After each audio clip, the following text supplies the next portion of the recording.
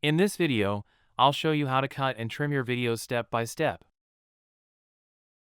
First, click on the razor tool, or simply press C on your keyboard. Then, click anywhere on the clip where you want to make a cut.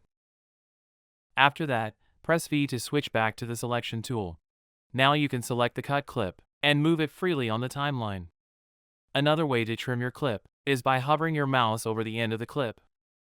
When the trim icon appears, click and drag to shorten the clip. You can do the same from the beginning of the clip as well. There's one more powerful cutting method. With the selection tool active, move the playhead to the exact point where you want to cut.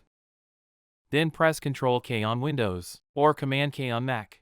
The clip will be cut at the playhead position, and you can move each part separately.